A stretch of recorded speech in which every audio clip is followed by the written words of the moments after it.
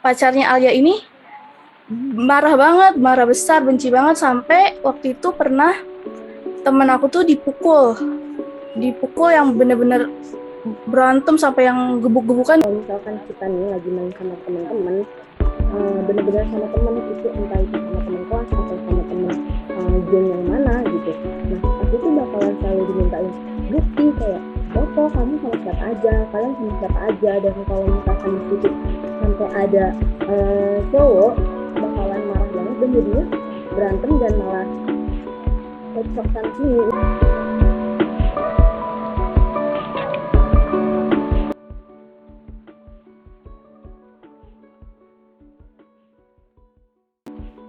Hai kawan Antara Podcast, kembali lagi bersama saya Alda Nur Azizah dan Puspa Widya.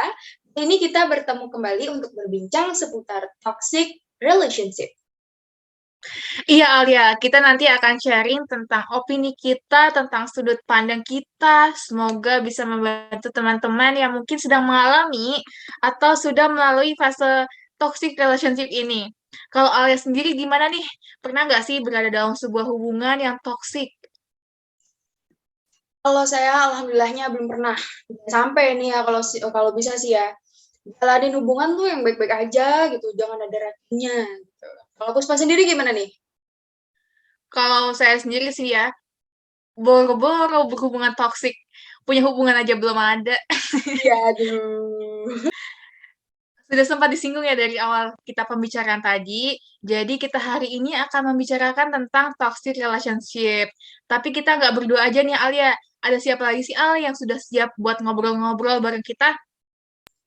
Ada empok-empok cantik, ada Nasya, dan ada Liza Santana. Halo, Nasya, Liza. Halo. Halo. Oke, cantik banget ini. Lipstiknya udah minor banget ini, Liza. Iya, jadi toxic relationship ini terjadi karena salah satu pihak mendominasi pihak lainnya dalam sebuah hubungan. Jadi sebenarnya banyak banget nih penyebab dari munculnya toxic relationship relationship ini dalam sebuah hubungan. Dan ternyata toxic relationship ini bukan hanya terjadi dalam sebuah hubungan asmara aja nih, tapi juga bisa dalam sebuah hubungan pertemanan atau keluarga sekalipun. Iya, Puspa bener banget. Toxic relationship ini bukan hanya terjadi dalam sebuah hubungan asmara aja. Tapi kali ini kita akan membahas toxic relationship dalam sebuah hubungan asmara secara spesifik. Kalau dari Nasya dan Liza sendiri nih, kelihatannya sudah memiliki hubungan asmara gitu ya. Pernah nggak sih berada dalam sebuah hubungan asmara yang toxic banget? Tapi sebelumnya saya mau nanya dulu nih, kalau Nasya sendiri hubungan asmara udah berapa lama nih, Nasya? Yang mana nih, hubungan yang toksik atau yang mana? Menjalani hubungan dalam hidupnya.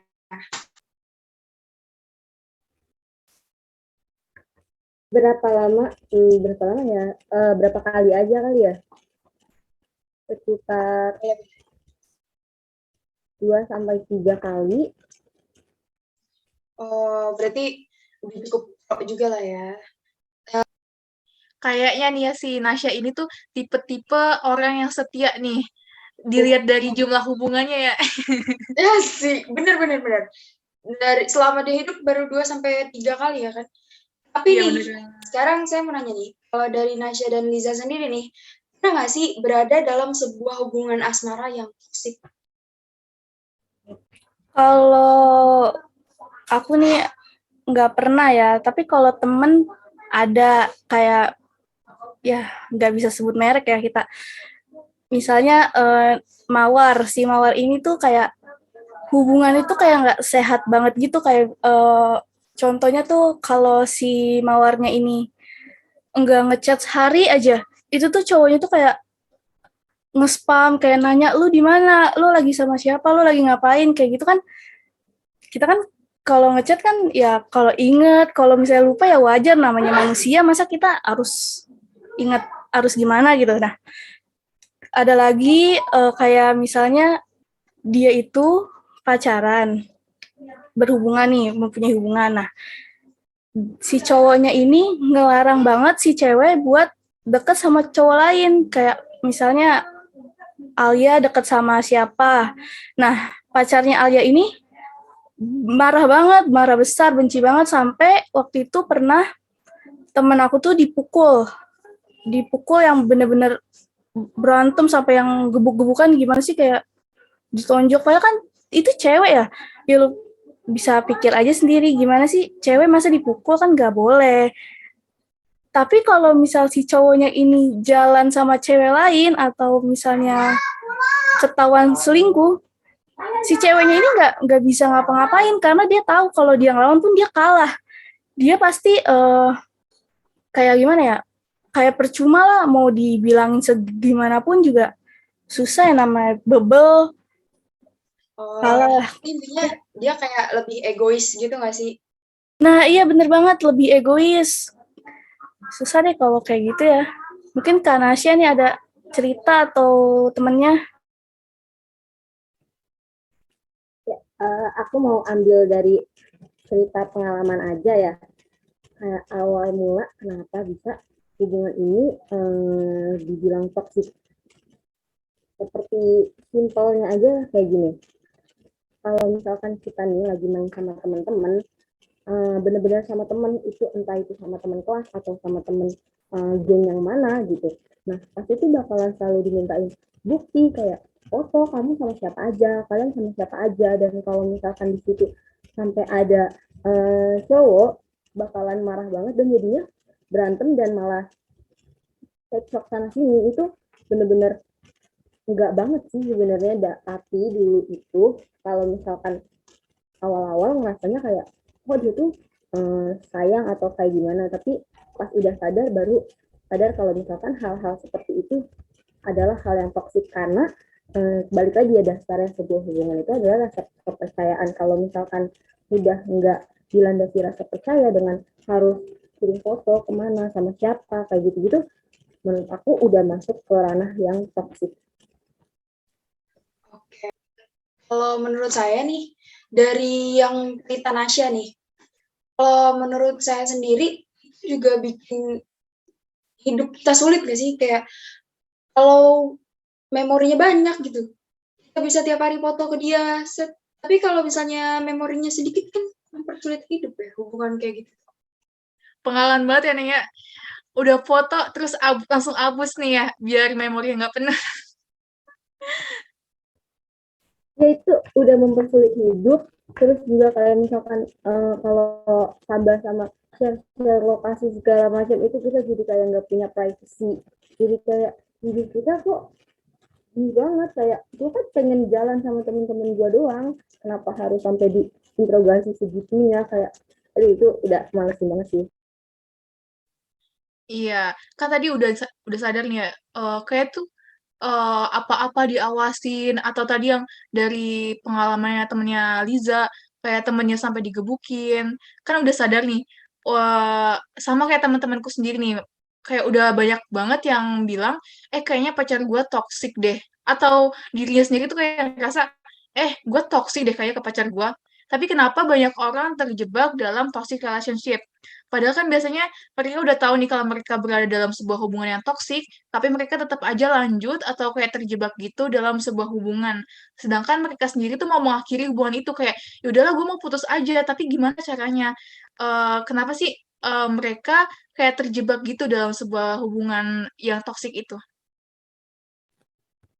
Ya baik, kalau dari ambil dari pengalaman aku aja sendiri ya, kayak gini, kenapa mereka pada akhirnya itu terjebak di hubungan yang toksik ini padahal mereka sudah menyadari kalau hubungan mereka ini toksik.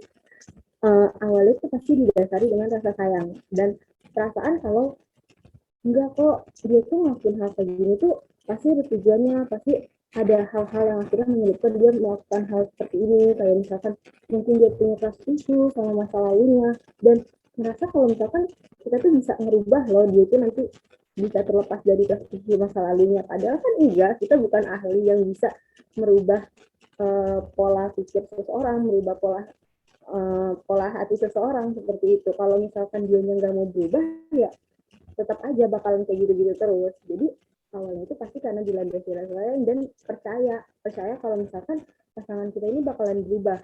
Padahal ya balik lagi, kalau misalkan dia nggak ada kemauan ya nggak akan pernah bisa berubah. Jadi kalau misalkan orang ada di lingkungan hubungan yang toksik, biasanya mereka tuh nggak bisa dengar masukan-masukan dari orang-orang terdekat, jadi cuma masuk kuping kanan keluar kuping kiri. Kalau misalkan dianya belum capek sendiri, maka hubungan itu nggak akan bisa selesai. Kalau dari gue sih mungkin ya si ceweknya ini terlalu cinta atau terlalu ketergantungan sama si cowoknya. Jadi kayak mau keluar juga susah karena kayak mikir kalau misalnya gue tanpa dia tuh gue jadi apa? Mungkin karena kayak tadi kata Nasya apa dia anggap perlakuan cowoknya itu karena sayang. Itu kan sebenarnya salah ya. Kita sebagai temen nih, kita ngeliat teman kita tuh ada di dalam hubungan yang enggak sehat nih, kayak udah kelihatan banget ini cowok tuh enggak benar, tapi kita juga bingung, kita bilangin yang benar, si ceweknya ya pasti ngomongnya enggak, ini karena dia sayang sama gue, dia tuh kayak gitu tuh kayak saya karena sayang sama gue. Sebenarnya itu kan salah besar banget. Terus sama kayak kalau tanpa si cowok mungkin rasa percaya diri si ceweknya itu nggak ada. Jadi kalau sendiri tuh kayak mungkin dia minder sama cewek lain atau gimana kan kita nggak tahu ya. Itu dari aku sih kayak gitu. Oh iya, iya juga sih, karena banyak cewek juga yang merasa insecure nggak sih zaman sekarang tuh. Nah, sekarang saya mau nanya nih, menurut kalian, kenapa mereka yang jadi korban itu nggak bisa keluar dari hubungan yang toksik? Nah, Kenapa mereka nggak bisa keluar? Sebenarnya itu nggak bisa keluarnya mereka dari hubungan yang toksik ini tergantung dari kemauan mereka sendiri. Ketika mereka sudah menyadari nih, mereka tuh ada di ranah yang toksik, di hubungan yang toksik. Kalau mereka belum mau keluar, kalau mereka belum capek, mereka belum mau ngelepas, mereka dia tuh bakalan tetap stuck di hubungan tersebut dan akan terus berusaha untuk meyakinkan dirinya sendiri kalau suatu saat pasti akan berubah, suatu saat pasti akan berjalan dengan lancar lagi, suatu saat pasti dia akan kembali baik lagi, padahal kan enggak seperti itu. Jadi mungkin terjebaknya itu terjebak antara batin dan pikirannya ya, dia masih percaya kalau misalkan suatu saat akan berubah seperti itu.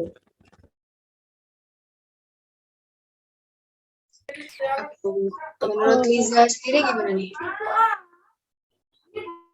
kalau dari aku ya mungkin karena mereka itu terlalu takut, kayak ada perasaan takut yang besar banget nih di hatinya dia. Misalnya si perempuan ini khawatir gimana sih jadinya kalau dia itu pisah sama pasangannya dia sendiri, gimana sih dia nanti ngejalanin hidupnya tanpa pasangan mereka sendiri itu kan.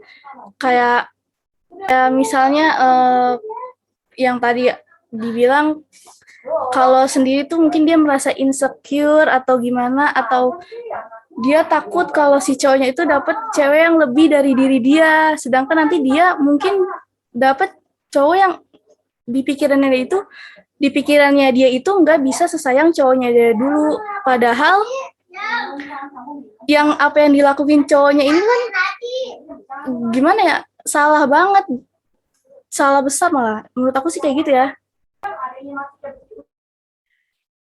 Iya, kan tadi banyak banget ya pengalaman-pengalaman dari orang lain atau bahkan dari pengalaman pribadinya Kanasya dan Kaliza. Berdasarkan pengalaman kalian sendiri nih, apa yang harus dilakukan agar kita tidak terjebak dalam toxic relationship itu?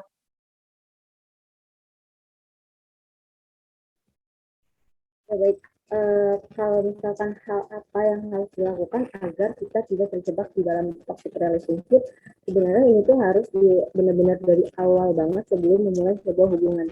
Kita harus bisa melihat dulu nih, dia ini tuh punya trauma masa lalu nggak sih sama hubungan yang sebelumnya? Dia ini udah selesai belum sih sama hubungan yang sebelumnya? Karena kalau misalkan dia sendiri belum selesai dengan hubungan masa lalunya, itu bisa berimbas sama kita, karena dia bisa merasa kalau misalkan dirinya dia tuh diselingkuhin, jadi nanti dia tuh bakalan curigaan terus ya, masih kita kayak takut diselingkuhin lagi kayak gitu. Itu yang bikin hubungan pada akhirnya jadi nggak sehat. Jadi saran dari aku, kalau misalkan emang mau memulai sebuah hubungan, itu dilihat dulu dia itu udah selesai apa belum sama masa lalunya. Tapi kalau misalkan toksiknya ini udah di pertengahan, cara satu-satunya itu ya kitanya sendiri harus mau buat keluar, kitanya sendiri harus siap buat ngelepasin demi menjaga mental sendiri. Jadi daripada kita nyakitin mental kita sendiri, nyakitin perasaan kita sendiri, lebih baik kita tinggalin apa yang emang seharusnya ditinggalin, dan itu emang butuh persiapan banget. Tapi dicoba aja perlahan-lahan, pelan-pelan, daripada nanti berimbasnya ke diri sendiri. Seperti itu dari aku. Kaliza gimana, Kaliza? Kalau dari aku sih mungkin ketika pertama kali menjalin hubungan, perlu diingat bahwa hubungan yang sehat itu kan harus banget dibangun, harus banget dibuat, harus banget dibentuk dari awal. Yakni kayak hubungan itu harus saling mendukung, saling menyayangi, dan juga mungkin saling menguatkan satu sama lain. Nah, dengan demikian itu, dengan kita kayak saling mendukung, saling menyayangi itu, kita tidak terjerumus pada hubungan yang tidak sehat ini. Jadi bisa lebih diamati terlebih dahulu sebelum menjalani hubungan yang lebih serius kan. Nah, mengamati tentang bagaimana reaksi dari pasangan ketika menghadapi situasi konflik ataupun situasi yang nggak jelas.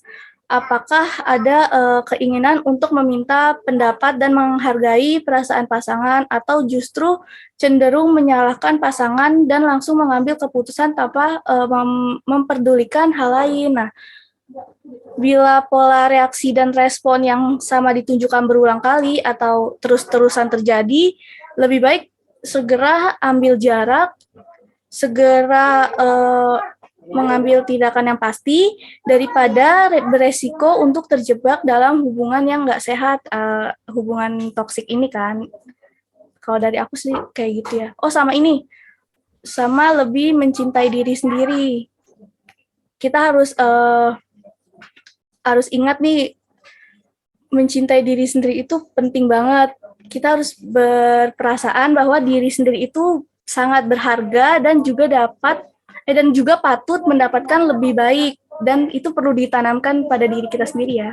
Menurut aku kayak gitu. Aku mau nambahin sedikit nih. Kalau misalkan kalian itu takut untuk melepas hubungan, sebenarnya tuh kalian harus lebih mikirin lagi, kalian itu takut melepas hubungannya atau melepas kenangannya.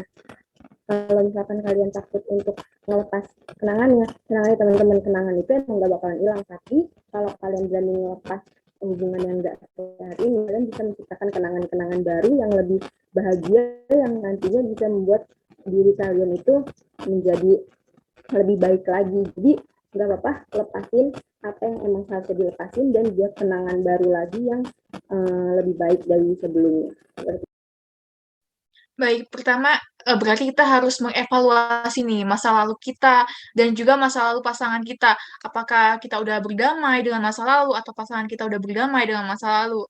Terus kalau misalnya kita sudah berada dalam kondisi hubungan yang toksik, kita jangan ragu buat keluar ya, berarti dari zona tersebut. Jangan takut buat kayaknya gue harus mutusin dia sekarang, kayak gitu ya berarti. Oke, makasih Liza dan juga Nasya. Ya, sepakat dengan yang dikatakan Kaliza, Kanasya, dan Kak Puspa. Dan tadi saya sedikit highlight tuh apa yang dikatakan oleh Kaliza, bahwa kita harus mencintai dirinya sendiri. Kalau kata anak sekarang tuh bahasanya self love gitu. Self love tuh diutamakan gitu. Nah, begitu ya kawan Antara, pembahasan kita seputar toxic relationship. Semoga pembahasan kita hari ini dapat membuka lebar mata kita semua, baik yang sedang berada dalam fase toxic relationship atau yang sudah melalui fase itu. Saya Alanur Aziza, dan dengan saya Puspa Widya. Pamit, sampai jumpa minggu depan dengan pembahasan yang gak kalah seru. Bye. Bye. Terima kasih Kak Puspa, Kak Alia. Terima kasih Mbak Nasya, Mbak Liza,